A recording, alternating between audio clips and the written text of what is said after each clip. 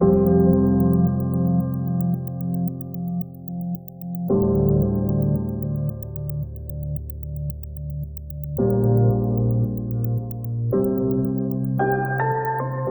is essential to our lives.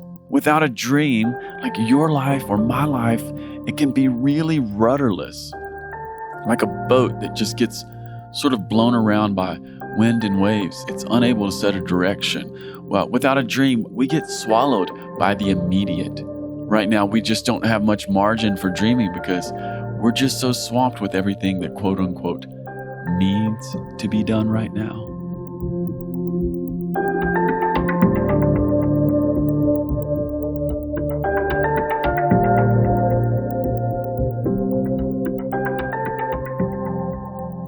You're listening to the Ferment Podcast, Conversations about Worship and Transformation. Today's episode begins our 4-part series on dreaming with our host, Adam Russell.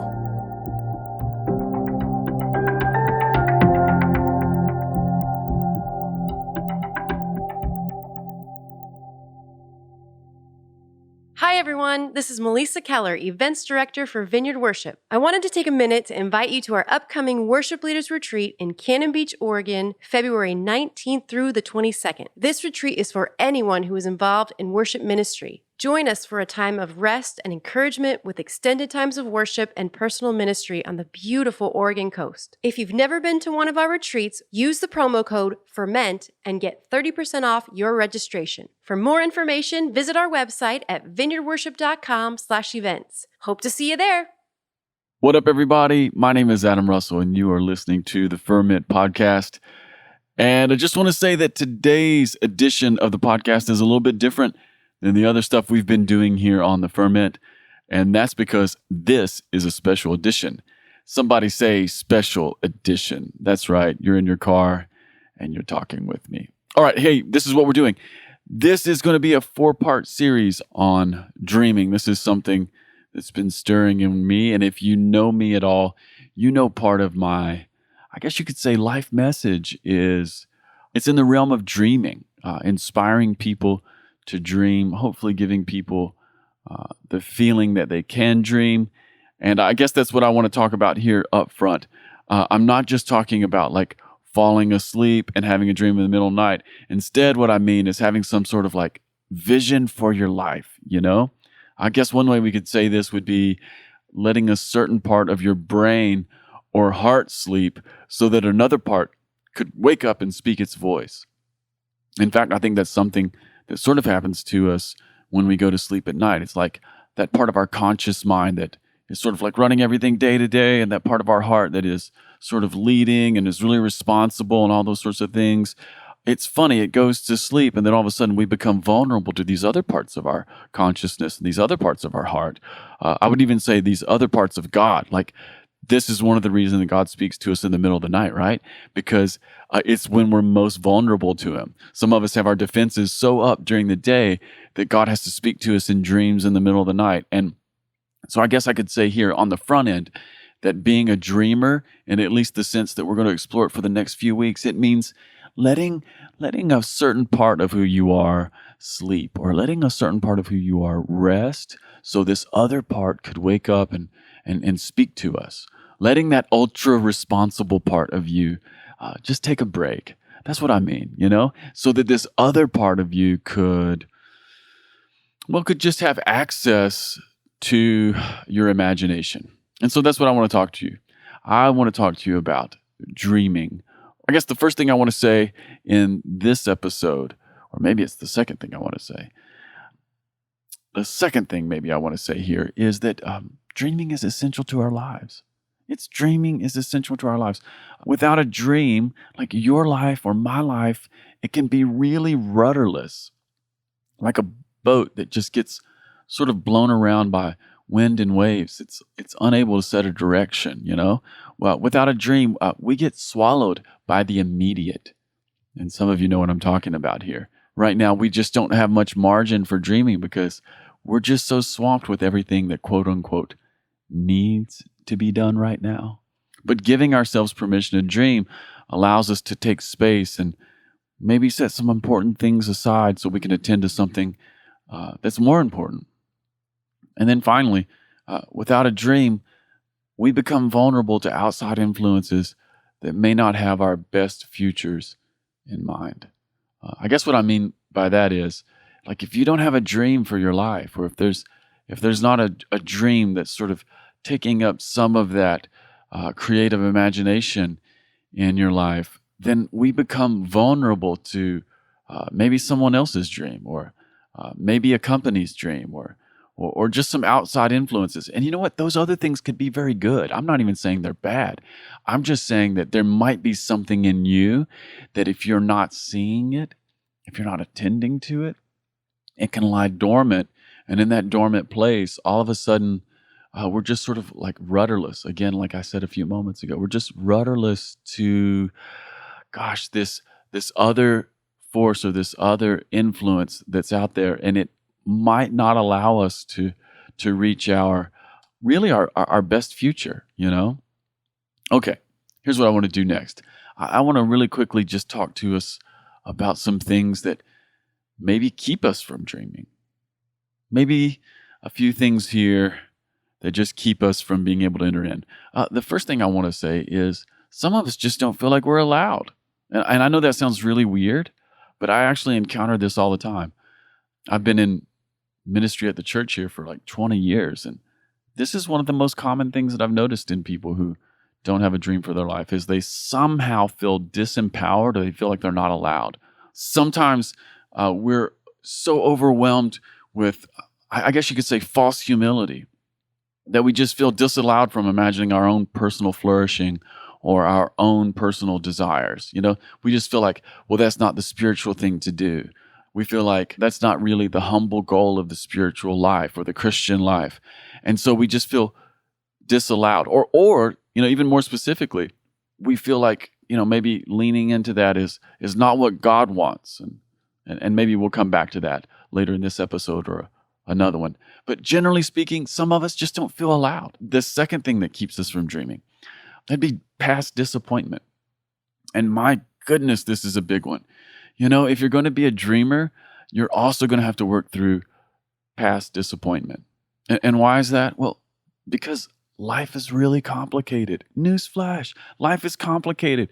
Sometimes things don't work out, or sometimes we started on something and the truth is we just weren't ready. Like maybe the dream was real and maybe it was good and maybe it was right. Maybe it was even a God dream. Maybe it was a part of our divine destiny, but we just weren't ready. Like, you know, and not being ready can mean a lot of things, you know, just maybe we weren't emotionally ready to handle it, or maybe we didn't have the expertise we needed to move into that season. And so we just experienced some failure. Well, we sometimes are just going to have to be people who accept the fact that life is really complicated and there might be some failure there or some disappointment. But if we don't have healthy ways of managing disappointment and failure, it will choke out our ability to dream. It can become a choking narrative, you know. And some of us who are listening to me right now, you know exactly what I'm talking about. All right, the third thing that keeps us from dreaming, and I've already sort of mentioned this, but I want to highlight it again, is something I would call immediate life pressure. And just read for that, no margins. We just get so swamped by getting by, we don't have margin for dreaming. Or we're so overwhelmed with making rent and managing the house, we don't have the emotional space to consider life in a different way. I'll just tell you one really quick story here. When my fourth born came into the world, my little Rowan, some of you guys know him from my wife's Facebook stories. He's the most infamous Russell, by the way. When Rowan was first born, I took 2 weeks off of work, and I'd never done that before. Actually, I had done that one time before. Heather and I went to Hawaii, but like, I'm sort of a worker bee. I get weird if I'm staying home. I don't do good not having like my routine, and I don't do good without having something to do. But when Rowan was born, I just felt compelled to stay home for 2 weeks. And so I didn't do anything.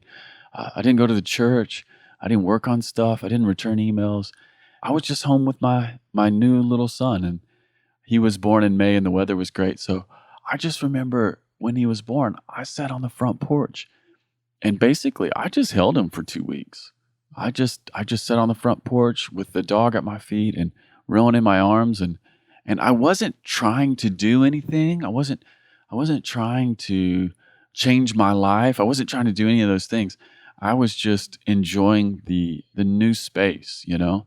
I was enjoying the new rhythm, or the lack of rhythm, I guess you could say. And as a part of that, I started having ideas. Now, what's funny is I'm an idea person, but I can tell you, I was in a season leading up to that moment where I wasn't having many new ideas anymore. And after about a week of sitting on the porch with Rowan, all of a sudden I started having ideas.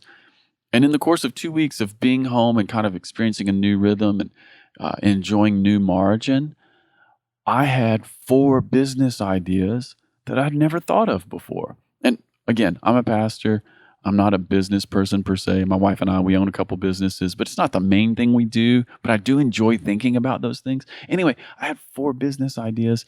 3 of them were like, meh. They weren't that great after I dug into them a little bit, but one of them was kind of cool. And I ended up working on it, and it's become something that's, kind of off on the side and will one day hopefully be a real blessing to our family. Okay, the only reason I'm telling you that story is you need margins, and immediate life pressures can really, oh my gosh, they can rob from us. Okay, so how do we start? I think the most important thing for those of us who are wanting to lean into being a dreamer, I think the most important thing for those of us who are hoping to live out some sort of a passion, or live out life with a conviction and with a purpose, I think we have to wake up to the fact that God is a dreamer. And maybe you've considered that, or maybe you haven't, but I think this is absolutely foundational. If you read Genesis, one of the things you see in the first 3 verses is that God is creating stuff, and he's doing it with words. So the famous Genesis expression right there at the beginning. God says, "Let there be light." So God creates the worlds with words. But it occurred to me several years ago that there's a thing that's more foundational than the words. And the thing that's more foundational than the words is the thoughts that precede the words, the ideation that comes before the words. Most of us know that hopefully there's some thinking before there's speaking. And if you don't know that, then pretty much all of us know that anytime there wasn't thinking before speaking, we probably got into trouble, right? And so there's, even in God, there's this thinking that goes like this. Before he ever spoke a word, he had dreamed a dream. Before there was light, he dreamed about light. And before there were people, God dreamed it. And before there were planets, God dreamed it. And before there was a universe, God dreamed it. And before there were happenings, God was dreaming them. And I guess all I'm trying to say is that God's the biggest dreamer in the universe. And the reason I think this is so important is because it's one of the ways that we express the image of God in our lives. Have you ever thought about what it means to be made in God's image? I mean, if you think about it, one of the things we have to sort of wake up to is the fact that I'm not eternal and I'm not all-powerful. And if you're anything like me, you'd probably have to confess that you're not either, right? Like, we're just not eternal, all-powerful people. We're not omnipresent. We're not any of those omni things. And so at the same time, we're not those things. At the very same time, the Bible says that we were made in his image. And I think that's loaded language. I think it means a lot of things. But one of the things I think it means is that you and I were given creative capacity to dream a thing or to consider a future. And so I think part of our God image is, consciousness. But more specifically, I think it's the ability to dream. So you have permission. You were made to dream. It's part of who you are. It's part of who you are, and it's certainly part of what you did when you were a kid. I'd almost bet you. All right. So what do? Well, we just wake up to the fact that God is a dreamer. Secondly, we give ourselves some space. You got to give yourself some space. This is a theme even in this podcast, right? Space could be time, like a moment. Some of us are not dreaming because we haven't taken time to dream, The margins of our life are so closed off. Giving ourselves space could also be actual space. Like maybe you need a little dreaming getaway. Often my best dreaming moments come when I alter the spaces of my life. Another little story here. I live in Kentucky. I live in a little town here called Campbellsville. And about 40 minutes away, there is a monastery. It's called Gethsemane. It's where Thomas Merton lived for many years and wrote. And you can take silent retreats over there. And I've tried to make it a part of my yearly rhythm to go over and spend a 5-day section of time with those brothers, just being there, because it's a silent place, no one talks, and it's a different place, and it's not home. And there's something about a different space. There's also something about the silence that creates margin and creates room for me to think and reconsider my life. So maybe you need to give yourself some space. Number 3, give yourself permission to let the dream be small, you know? It doesn't have to be major. You don't have to dream and then have your dream validated by a dream council. You don't have to end world hunger. You could be really small. Maybe it's just starting a blog, or maybe it's learning how to cook, or maybe it's any number of things, you know? It could be big, but it could also be small. And sometimes we're just so intimidated by the big thing that we never give ourselves permission to do the small things that are in our heart. Here's the thing. It's not about whether or not the dream is big or whether or not the dream is small. It's about living out of our true self. Like, it's about living out of our own flourishing soul. That's what it means to dream. Okay. And then the 4th thing, what can we do? Get around dreamers and free people. Get around some people who have actually dreamed a dream. Get around people whose minds and hearts are not squished with just their everyday routine or overcome with cynicism. You know, this is really huge. Free people. That's what they do. Dreamers make space for new dreams. And sometimes we need to be around people who do this sort of thing. Some of us have a bunch of really disappointed, cynical friends. And let me just tell you, you should keep on loving your cynical and disappointed friends. But let me also tell you this, that's not going to go anywhere. It's not going to go anywhere. There is so much gravity around disappointment and cynicism, especially if we have a whole community of disappointment and cynicism. It's really hard to break out of it. And you need to find some people who are free and who have a dream.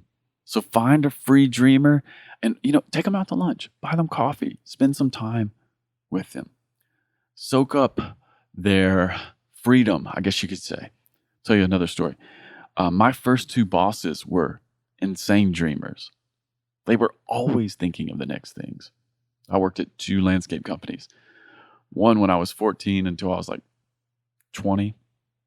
And then another for about a year when I was 23 or so, something like that, right before we'd had River, my firstborn son. And one of the things that I've only become awake to and aware of in the last few years is that both of my first 2 bosses were amazing dreamers. They were always thinking about the next thing. And here's what's also awesome about these guys.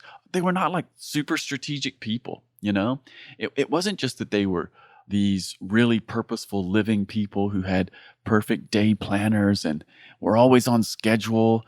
They weren't really Enneagram 1s, if I could say it that way. They were so much more free. They were thinking of possibilities. They had huge dreams. They had little dreams. They had medium dreams. But there was just this atmosphere of freedom around them. And I realized that in my own life, I got really formed and really shaped by the freedom that they lived in. They allowed themselves to lean into an unseen future. And I think it rubbed off on me. Okay, this week, what are you going to do? Here's what I think you should do. I think you need to consider your life. Consider your life. Oh, let me tell you one more thing about Gethsemane, that place I go to maybe once a year and hang out with the Catholic brothers.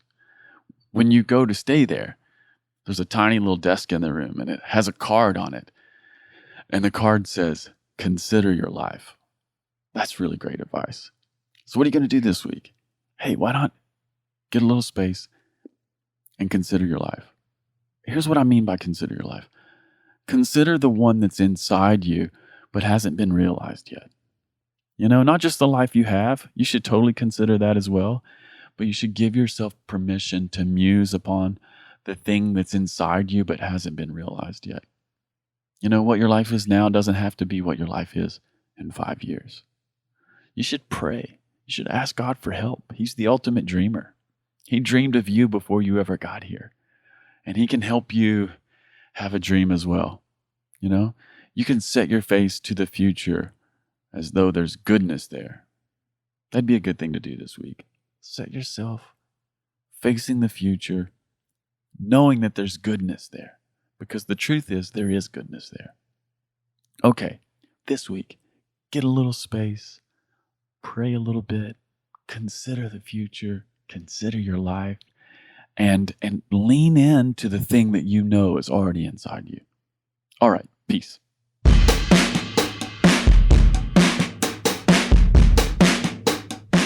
Hey everybody, this is Casey Corum, the producer of the Ferment Podcast. Thanks for listening. I got a couple quick things for you. If you haven't already subscribed, please do so. We've got a bunch of exciting shows coming up and we don't want you to miss a thing. So on social media, you can find us on Instagram at the Ferment Podcast, and on Twitter, you can find us at FermentCast. Please let us know what you think of the podcast by leaving a review on iTunes. All right, see you next time. Peace.